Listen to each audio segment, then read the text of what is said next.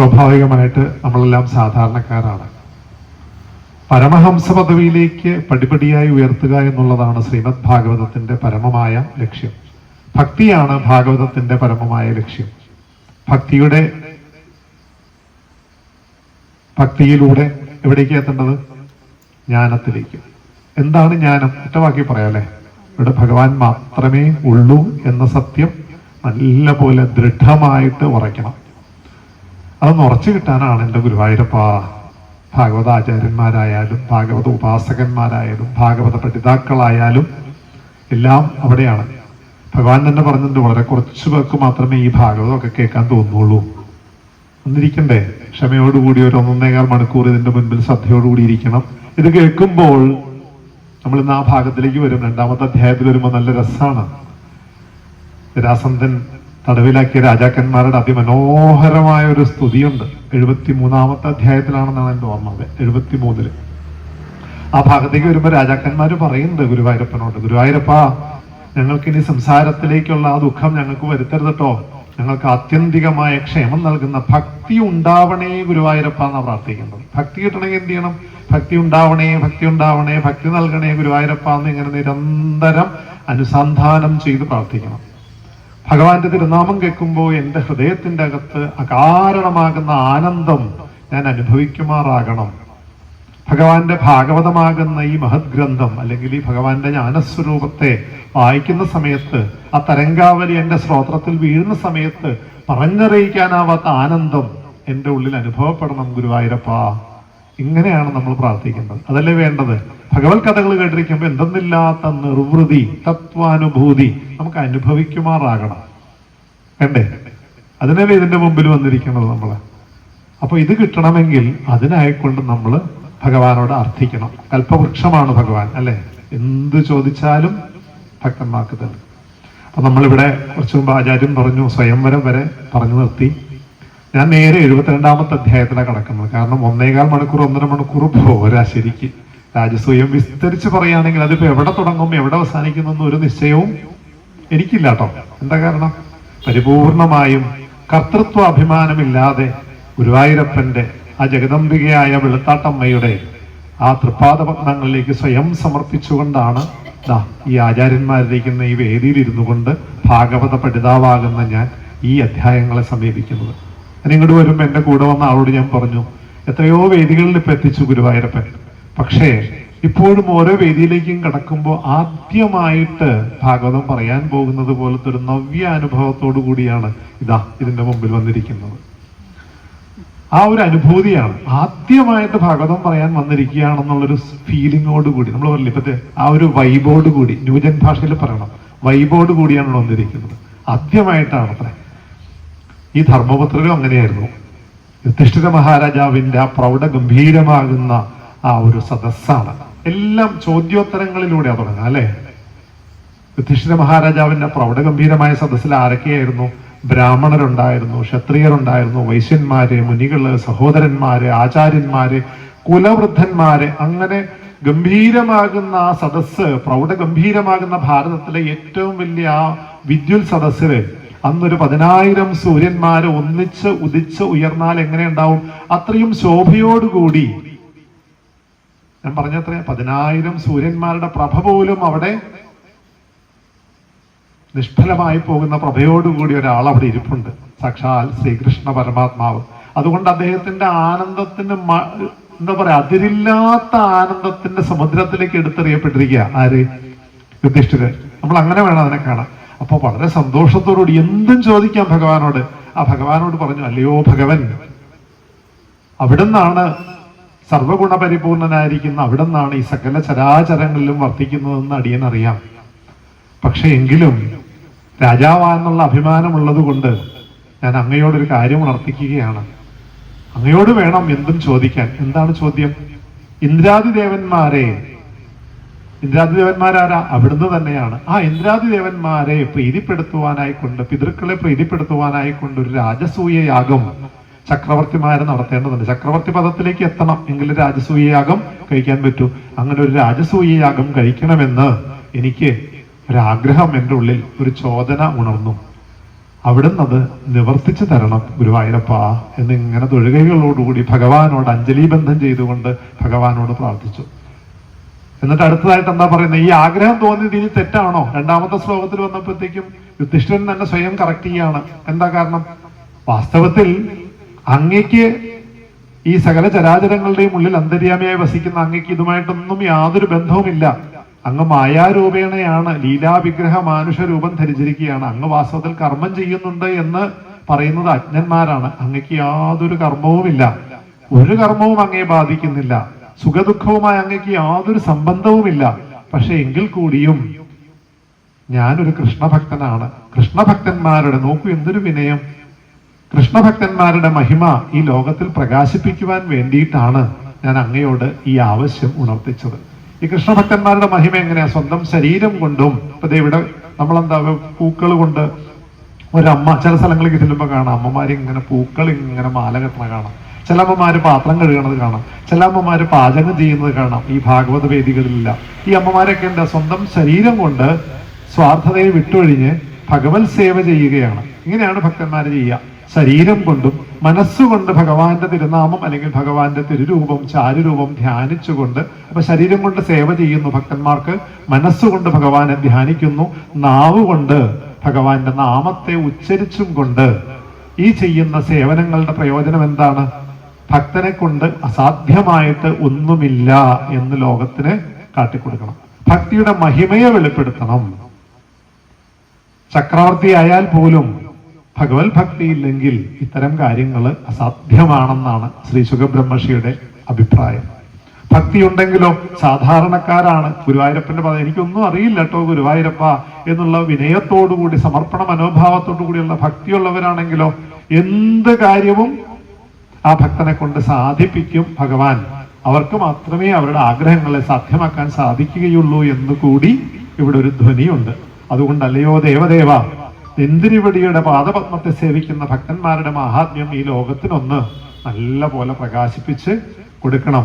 അങ്ങേ ഭക്തിപൂർവ്വം ധ്യാനിക്കുന്നത് എന്തിനു വേണ്ടിയിട്ടാ? ഈ മോഹനിവൃത്തിക്ക് വേണ്ടിയിട്ടാ. എന്താ മോഹനിവൃത്തി? മോഹം എന്ന് പറഞ്ഞാൽ ആഗ്രഹങ്ങൾ അല്ലെ. ഇതിന് വേറൊരു അർത്ഥം കൂടി പറയും. നിങ്ങൾ ശ്രദ്ധിച്ചിട്ടുണ്ടോ എന്ന് അറിയില്ല. മോഹം എന്ന് പറഞ്ഞാൽ ശ്രദ്ധിച്ച് കേൾക്കണം കേട്ടോ, ബോധക്കേടെന്നാ പറയാ. മോഹാലസ്യം എന്ന് പറയുന്നതല്ല, മോഹം എന്ന് പറഞ്ഞാൽ ബോധക്കേട്. എന്താ? ജനിച്ച് കുട്ടിയായിട്ട് ഇങ്ങോട്ട് പോരുമ്പോഴേ ഗുരുവായൂരപ്പൻ ബോധസ്വരൂപനായിട്ട് ഉള്ളിലുണ്ടായിരുന്നു. ആ ബോധസ്വരൂപനാകുന്ന, അറിവാകുന്ന, ആനന്ദമാകുന്ന, അദ്വയമാകുന്ന ആ ജ്ഞാനമാണ് എൻ്റെ ഉള്ളിൽ സ്ഫുരിക്കുന്ന ഞാൻ ഞാൻ ഞാൻ എന്ന് അഖണ്ഡമായി സ്ഫുരിക്കുന്ന വേദാന്താണേ. ഞാനത് മറന്നുപോയിട്ട് പുറത്തുള്ള വിഷയസുഖങ്ങളിൽ നിന്ന് എനിക്ക് സുഖം കിട്ടും എന്ന് കരുതി അതിന്റെ പുറകെ പോകുമ്പോൾ എന്ത് സംഭവിക്കും? അൺകോൺഷ്യസ് ആയിപ്പോ അബോധത്തിലാണ് എല്ലാ തെറ്റുകളും സംഭവിക്കുക. കാര്യം മനസ്സിലായില്ലേ? ബോധം എന്ന് പറഞ്ഞാൽ നിജസ്ഥിതി, സ്വരൂപാനന്ദം. അതിൽ നിന്ന് വിട്ട് ഞാൻ ബോധമാണ്, ഞാൻ അറിവാണ്, എനിക്ക് ഈ ശരീരവുമായിട്ടുള്ള കർമ്മപ്രാരബ്ധം കൊണ്ടാണ് ഞാൻ ഈ ശരീരം എടുത്തത് എന്ന് മറന്നിട്ട്, മനസ്സിലാവണില്ലേ, വിഷയങ്ങളിലേക്ക് അങ്ങോട്ട് ഭ്രമിച്ചു. അപ്പൊ എന്ത് സംഭവിച്ചു? മോഹം ബാധിച്ചപ്പോ മോഹാലസ്യത്തിലേക്ക് പോകും. എന്താ? ഈ മോഹമാണ്, ഈ മോഹ നിവൃത്തിക്കായിക്കൊണ്ടാണ് മന്മഥനായ ഈ മുകുന്ദനെ നമ്മൾ ഭജിക്കുന്നത് എന്ന് യുധിഷ്ഠിരൻ പറഞ്ഞു വെച്ചു. അത് കേട്ടപ്പോ ഒന്നും കൂടെ പറഞ്ഞു, യാതൊരു ഉപാധിയോടും ബന്ധപ്പെടാതെ, യാതൊരു ഭേദചിന്തയുമില്ലാതെ, ഞാൻ എന്റേത് നിന്റേത് അല്ലെ ഞങ്ങളുടേത്, ഇത്തരത്തിലുള്ള യാതൊരു ഭേദചിന്തയും അല്ലയോ ഗുരുവായൂരപ്പ അങ്ങയെ ബാധിച്ചിട്ടില്ല. അങ്ങക്ക് യാതൊരു കർമ്മവും ചെയ്യേണ്ടതായിട്ടില്ല. എങ്കിൽ കൂടിയും ആരിലും പ്രത്യേകിച്ച് ഒരു വിശേഷ സ്നേഹമോ വെറുപ്പോ ശത്രുവോ മിത്രമോ ഇങ്ങനെയുള്ള യാതൊരു ഭേദവുമില്ല. അതെങ്ങനെയെന്ന് പറഞ്ഞാൽ, സൂര്യൻ ഉദിച്ചു കഴിഞ്ഞാൽ ഒരന്ധനായാലും ശരി കണ്ണുള്ളവനായാലും ശരി രണ്ടുപേരിലും സൂര്യൻ ഒരേപോലെ പ്രകാശം വർഷിക്കും. പക്ഷെ അന്ധനായ വ്യക്തിക്കോ? ഇവിടെ അന്ധത്വം എന്ന് പറയുന്നത് ഉൾക്കണ്ണില്ലായ്മയാണ് കേട്ടോ, ഇൻസൈറ്റ് ആണേ. അതും കൂടെ നല്ലപോലെ വ്യക്തമാക്കണം. നമ്മൾ ഉദാഹരണം പറയുന്നു എന്ന് മാത്രമേ ഉള്ളൂ. ഒരു അന്ധനായ വ്യക്തിക്ക് സൂര്യന്റെ പ്രകാശം ഗ്രാഹ്യമല്ല. പക്ഷെ കണ്ണ് കാണുന്ന വ്യക്തിക്ക് സൂര്യനെ നല്ലതുപോലെ അനുഭവിച്ചറിയാറാവും. പക്ഷെ സൂര്യന് വല്ല വ്യത്യാസമുണ്ടോ? ഒരു വ്യത്യാസമില്ല. ഈ രണ്ടുപേരിലും ഒരേപോലെ പ്രകാശം വർഷിക്കും. അതുപോലെയാണ് ഗുരുവായൂരപ്പൻ. ശത്രുവെന്നോ മിത്രമെന്നോ നല്ലവനെന്നോ ചീത്തയെന്നോ യാതൊരു ഭേദചിന്തയും അങ്ങേക്കില്ല. അതുകൊണ്ട് അങ്ങയോട് ഞാൻ ഈ പറഞ്ഞത് ഭക്തന്മാരുടെ മഹിമയെ പ്രകാശിപ്പിക്കുവാൻ വേണ്ടിയിട്ടാണ് എന്ന് പറഞ്ഞ് നല്ല മനോഹരമായ ഒരു 4 ശ്ലോകങ്ങളെ കൊണ്ട് യുധിഷ്ഠിരൻ ഒരു പ്രശ്നം ഭഗവാന്റെ മുൻപിൽ അവതരിപ്പിച്ചു. ഭഗവാന് വളരെ സന്തോഷമായി. ഒരു പുഞ്ചിരി വിളിച്ചും കൊണ്ട് ഭഗവാൻ പറഞ്ഞു, നന്നായി, സമ്യക് വ്യവസിതം രാജൻ ഭവതാ ശത്രുകർശന. ഭഗവാൻ ഉപയോഗിച്ച വാക്കതാ, ശത്രുകർശന. ഈ ശത്രുകർശന എന്ന് പറഞ്ഞ സമയത്ത് തന്നെ ശത്രുക്കളെ ജയിക്കാനായിക്കൊണ്ട് ഉള്ള ശക്തി ഭഗവാൻ ഈ യുധിഷ്ഠിര മഹാരാജാവിലേക്ക് സന്നിവേശിപ്പിച്ചു കഴിഞ്ഞു എന്നാണ് ആചാര്യന്മാരുടെ വ്യാഖ്യാനം. ശത്രുകർശന എന്നാണ് വിളിച്ചത്. ശത്രുക്കളെ ജയിക്കാനുള്ള ശക്തി സന്നിവേശിപ്പിച്ചു കഴിഞ്ഞു. അങ്ങയുടെ ഈ ഉദ്യമം വിജയിക്കും, അങ്ങയുടെ യശസ് ലോകം മുഴുവൻ ഉള്ളിടത്തോളം കാലം ഇതാ ഇന്ന് വെളുതാട്ടമ്പലത്തിലും വന്നിരുന്ന് കീർത്തിക്കും, അങ്ങയുടെ യശസ്, അങ്ങയുടെ ഭക്തിയെ കുറിച്ച് കീർത്തിക്കും എന്ന് ഭഗവാൻ പറഞ്ഞു. എന്നിട്ട് എന്ത് പറഞ്ഞു ഭഗവാൻ? ഋഷിമാർക്കും പിതൃക്കൾക്കും സുഹൃത്തുക്കൾക്കും എന്ന് വേണ്ട എല്ലാവരെയും സന്തോഷിപ്പിക്കുന്ന ഈ യജ്ഞം നടത്തുവാൻ വേണ്ട എല്ലാ പ്രഭുത്വവും അങ്ങേക്ക് വരട്ടെ. വാസ്തവത്തിൽ എന്റെ സഹായം ആവശ്യമില്ല അങ്ങേക്ക്. എന്താ കാരണം? അങ്ങയുടെ 4 സഹോദരന്മാര് ആ ഇന്ദ്രാദി പാലകന്മാരുടെ അംശാവതാരമാകയാൽ അവരെ കൊണ്ട് ജയിക്കാൻ പറ്റാത്തതായിട്ടൊന്നുമില്ല. ദിഗ്വിജയമൊക്കെ വളരെ ഈസി ആയിട്ട് നിഷ്പ്രയാസം അവർ സാധിച്ചു മടങ്ങി വരും. അതുകൊണ്ട് ഇത് സാധിക്കാൻ ഒരു ബുദ്ധിമുട്ടുമില്ല. ഭൂമിയിലുള്ള രാജാക്കന്മാരെ മുഴുവൻ ഭൂമിക്ക് വേണ്ടിയിട്ടല്ല, ഈ രാജസൂയ യാഗം നടത്താൻ വേണ്ടിയിട്ട് അങ്ങേക്ക് കീഴ്പ്പെടുത്താനായിക്കൊണ്ട് സാധിക്കും. അതുകൊണ്ട് അങ്ങ് ഇതുമായിട്ട്, ഈ യാഗവുമായിട്ടുള്ള ഈ ഉദ്യമവുമായിട്ട് മുൻപോട്ട് പോയിക്കോളൂ. അതുകൊണ്ട് അങ്ങേക്ക് മാത്രമല്ല, അങ്ങ് ജിതേന്ദ്രിയനാണ്, നല്ല ധർമ്മബോധമുള്ള ആളാണ്. ജിതേന്ദ്രിയന്മാർക്ക് മാത്രമേ എന്നെ ജയിക്കാൻ സാധിക്കുള്ളൂ. അജിതേന്ദ്രിയന്മാരാൽ എന്നെ ജയിക്കാൻ ഒരിക്കലും സാധ്യമല്ല. അങ്ങ് ജിതേന്ദ്രിയനായതുകൊണ്ട്, ഇന്ദ്രിയ ജയം സാധിച്ചവനായതുകൊണ്ട് എന്നെ അങ്ങ് ഓൾറെഡി ജയിച്ചു കഴിഞ്ഞു. ഇനി അങ്ങയാൽ അസാധ്യമായിട്ടൊരു കർമ്മവും ഈ ഭൂമിയിലില്ല. അങ്ങക്ക് എല്ലാ അനുഗ്രഹങ്ങളും ഉണ്ടാവട്ടെ. അങ്ങ് വാസ്തവത്തിൽ എന്റെ ഭക്തനായതുകൊണ്ട് ധനം, ബന്ധുക്കള്, അർത്ഥം, പുത്രം, മിത്രം, കളത്രം ഇതിലൊന്നും അങ്ങ് ആഗ്രഹിക്കുന്നില്ല. ഇത് ലോക നന്മയ്ക്കായിക്കൊണ്ട് ഈ യജ്ഞം അങ്ങയെ കൊണ്ട് കഴിക്കാൻ സാധിക്കട്ടെ എന്ന് ഭഗവാൻ അനുഗ്രഹിച്ചു. തുടർന്ന് ആ യാഗം കഴിക്കാൻ വേണ്ട കൂടിയാലോചനകൾ നടത്തി 4 സഹോദരന്മാരെയും 4 ദിക്കിങ്കിലേക്കും സൈന്യസമേതം പറഞ്ഞു വിട്ട് ഭൂമിയിലുള്ള ഒരുവിധപ്പെട്ട എല്ലാ രാജാക്കന്മാരുടെയും അദ്ദേഹത്തിന്റെ അധീശത്വം. എന്തിനാ ഈ രാജസൂയ യാഗം കഴിക്കുന്നത്? ധർമ്മപുത്രരിലൂടെ അല്ലെങ്കിൽ യുധിഷ്ഠിരനിലൂടെ ധർമ്മം ഈ ലോകത്ത് നിലനിർത്താൻ വേണ്ടി, ഭൂമിയെ ഉദ്ധരിക്കാൻ വേണ്ടി, ധർമ്മം പുനഃസ്ഥാപിക്കാൻ വേണ്ടിയിട്ടാണ് ഭഗവാൻ ഈ സങ്കല്പം ചെയ്തുകൊണ്ട് ഈ യാഗം കഴിക്കാനായിട്ട് പ്രേരിപ്പിക്കുന്നത്. മാത്രവുമല്ല, അന്ന് ഭഗവാൻ കൃഷ്ണാവതാരം എടുത്തത് എന്തിനാ? ഈ ആസുരിക ഗുണങ്ങൾ വർദ്ധിച്ച രാജാക്കന്മാരെ കൊണ്ട് ഭൂമി കലുഷമായി, നെഗറ്റീവ് തോട്ട്സ് ഉള്ള, സ്വാർത്ഥതയുള്ള രാജാക്കന്മാരാൽ നിറഞ്ഞതുകൊണ്ട് ഈ ഭൂമിയിലുള്ള രാജാക്കന്മാരുടെ, ഈ ആസുരികാംശമുള്ള രാജാക്കന്മാരെ ദുഷ്ടനിഗ്രഹം നടത്തി ശിഷ്ടപരിപാലനം നടത്താനാണ് ഭഗവാന്റെ ഈ ലീല. അതിനു വേണ്ടിയിട്ടാണ് ഭഗവാൻ അവതരിച്ചിരിക്കുന്നത്. അപ്പൊ ഈ രാജസൂയാഗം കഴിക്കേണ്ടത് അത്യന്താപേക്ഷിതമാണ്. ഭഗവാന്റെ സങ്കല്പമാണ്. ഭഗവാന്റെ അനുമോദത്തോടു കൂടി 4 ദിക്കിങ്കിലേക്കും രാജാക്കന്മാർ, ഈ 4 സഹോദരന്മാരും സൈന്യസമേതം പുറപ്പെട്ടു. അവരെല്ലാ ദിക്കും തിരിച്ചു വന്നു. ഏറ്റവും ഒടുവിൽ തിരിച്ചു വന്നു കഴിഞ്ഞപ്പോ ഒരാളെ ഇതുവരെ കീഴ്പ്പെടുത്താനായിക്കൊണ്ട് സാധിച്ചിട്ടില്ല. അതാരാ? മഗധ രാജാവായ ജരാസന്ധൻ. അപ്പൊ ഉടനെ തന്നെ എന്താ വേണ്ടതെന്ന് ഉപായം?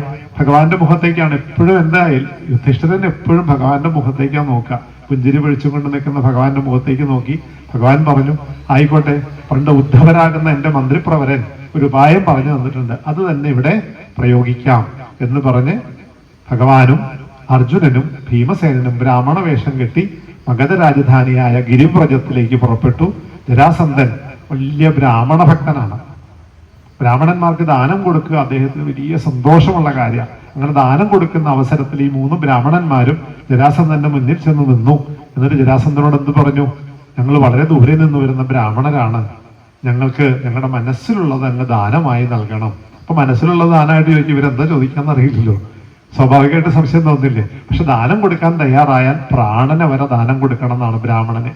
ഈ നശിച്ചു പോകുന്ന, ക്ഷണഭംഗുരമാകുന്ന, നിരന്തരം അനുനിമിഷം നശിച്ചുകൊണ്ടിരിക്കുന്ന ഈ ശരീരമാകുന്ന ഉപകരണത്തിൽ ഇരുന്നു കൊണ്ട് ഒരു മനുഷ്യൻ, ഒരു രാജാവ് എന്താ ചെയ്യേണ്ടത്? രാജാവ് മാത്രമല്ല കേട്ടോ, എല്ലാവരും എന്താ ചെയ്യേണ്ടത്? ശ്രേയോ മാർഗത്തെ തേടണം. ഇത് ശ്രേയസിന്റെ മാർഗ, മറ്റേതോ പ്രേയസിന്റെ മാർഗ. അപ്പൊ ശ്രേയോ മാർഗത്തെ അനുഷ്ഠിക്കണം, താൻ തന്നെ ഉദ്ധരിക്കണം, തനിക്ക് താൻ തന്നെയാണ് ഗുരു എന്ന് പറയും ഭാഗവതം. അപ്പോ ഇവിടെ ജരാസന്ധനോട് ചോദ്യം ചെയ്ത് കഴിഞ്ഞപ്പോ ജരാസന്ധൻ എന്ത് ചെയ്തു?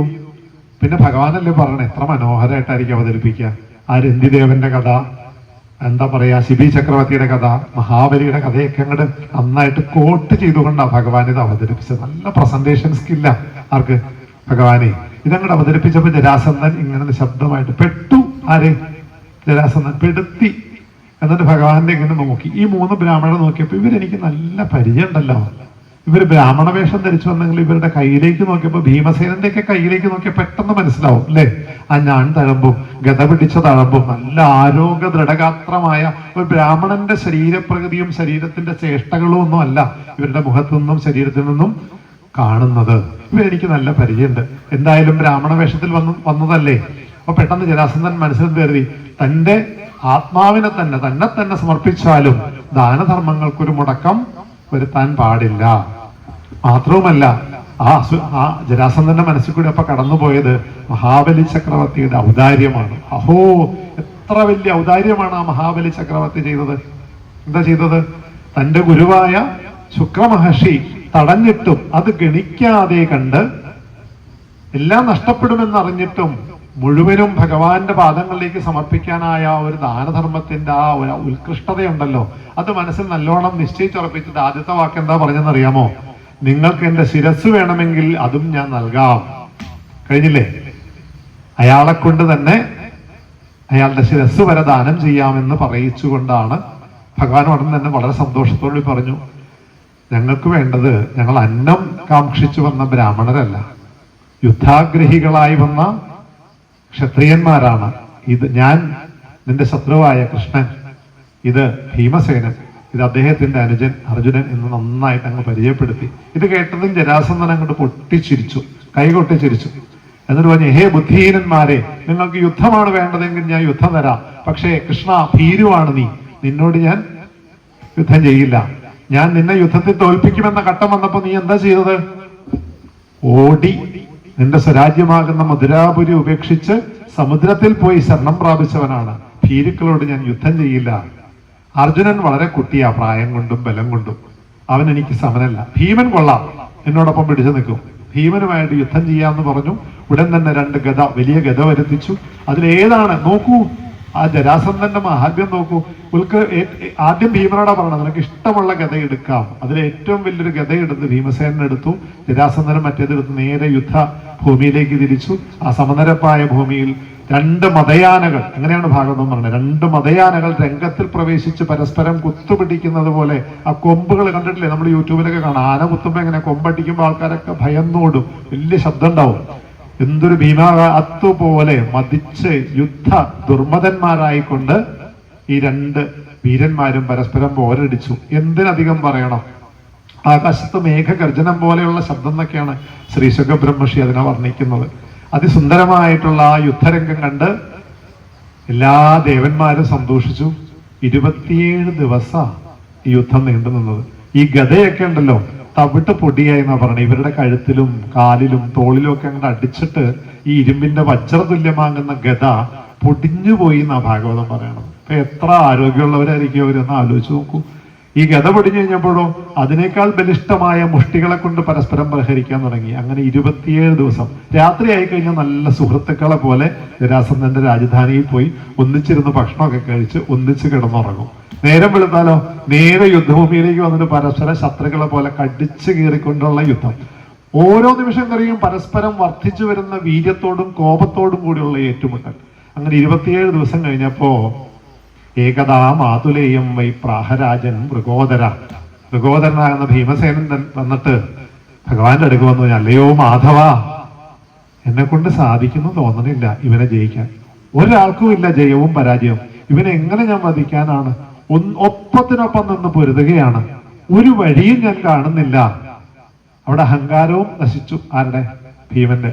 ഭഗവാനോട് ചോദിച്ചു, എന്താ മാധവ ഞാൻ ചെയ്യേണ്ടത്? ഈ ജരാസന്ധൻ എന്ന് പറയുന്ന അസുരൻ അല്ലെങ്കിൽ ഈ രാജാവ് ജര കൂട്ടിച്ചേർത്ത്, ജര എന്ന രാക്ഷസിയാണ് 2 ശകലമായി ജനിച്ച ഈ രാജാവിനെ കൂട്ടിച്ചേർത്തത്. ഈ രഹസ്യം അറിയാവുന്ന ഭഗവാൻ എന്ത് ചെയ്തു? തന്റെ തൊട്ടടുത്തിരിക്കുന്ന ഭീമസേനനെ തന്റെ ആ തൃക്കൈകൾ കൊണ്ടൊന്ന് പതുക്കെ ഒന്ന് തലോടി. ആ തലോടലോടുകൂടി ആ ഭീമസേനന്റെ ശരീരത്തിലേക്ക് അധിക ശക്തിയെ പ്രവഹിപ്പിച്ച് കയറ്റിക്കൊണ്ട് ആ ക്ഷീണവും തളർച്ചയും. അങ്ങനെയല്ലേ? പ്യുവർ സയൻസ് അല്ലേ? വളരെ കുട്ടിക്കാലത്ത് എനിക്ക് ഇപ്പോഴും ഓർമ്മയുണ്ട്. ഒരു ദിവസം പനി പിടിച്ചു. അന്ന് എത്ര വയസ്സുണ്ടാവും? 5 or 6 വയസ്സുണ്ടാവും. വളരെ പനി പിടിച്ച് ഭയങ്കര പരീക്ഷണിതനായിട്ട് കിടക്കുക. ഞാനാണല്ലോ അനുഭവിക്കുന്നത്. അറിവാകുന്ന ഞാൻ 7 വയസ്സായ കുട്ടിയുടെ ശരീരത്തിൽ നിന്ന് അനുഭവിക്കുന്ന ആ സമയത്ത് ആ രാത്രി ഞാൻ മറക്കില്ല. പനി വന്നപ്പോൾ രാത്രി ഒരു 8 മണിയായപ്പോൾ അച്ഛൻ മുറിയിലേക്ക് വന്നു. നെറ്റിയിൽ കൈവച്ച് നോക്കി. എന്നിട്ട് അച്ഛൻ പറഞ്ഞു, ഓ നല്ല ചൂടുണ്ടല്ലോ എന്ന് പറഞ്ഞ് അച്ഛൻ കൂടെ കിടന്നു. എന്നിട്ട് അച്ഛൻ ഇന്ന് എനിക്ക് ഇപ്പോഴും ഓർമ്മയുണ്ട്, നടുവിന്റെ അവിടെ നിന്ന് മുകളിലും താഴത്തേക്ക് ഒരു തലോടി. ആ തലോടി ഒരു 5 നിമിഷം പോലും എടുത്തിട്ടില്ല. ആ പനി അങ്ങോട്ട് വിട്ടുമാറി. ഇത് കറക്റ്റ് ബ്രെയിൻ റെസൊണൻസ് എന്ന് പറയും. സയൻസാ, പ്യുവർ സയൻസാ.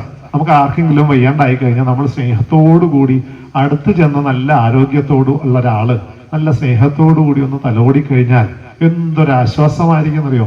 എങ്ങനെ ചെയ്യണം? ഇത് ഭഗവാൻ തന്നെയാണ് എന്ന മനോഭാവത്തോടു കൂടി ഒന്ന് ചെയ്യുക. ഇവിടെ നോക്കൂ, ഭഗവാൻ തന്നെ നേരിട്ട് ഭീമന്റെ ഒരു ഭാഗ്യേ അങ്ങോട്ട് തലോടി കൊടുത്തു. എന്നിട്ട് എന്ത് ചെയ്തു? തൊട്ടടുത്ത് കിടന്ന ഒരു ചെറിയ മരക്കൊമ്പ് എടുത്തിട്ട് രണ്ടായിട്ട് അങ്ങോട്ട് നെടുക അങ്ങോട്ട് പിളർന്നിട്ട് 2 വശത്തേക്ക് അങ്ങോട്ട് ഇട്ട് കാണിച്ചു. സ്വപ്നം കിട്ടിയതോടുകൂടി ഭീമസേനനെ നല്ല വർദ്ധവീര്യത്തോടുകൂടി യുദ്ധാങ്കണത്തിലേക്ക് പ്രവേശിച്ചു.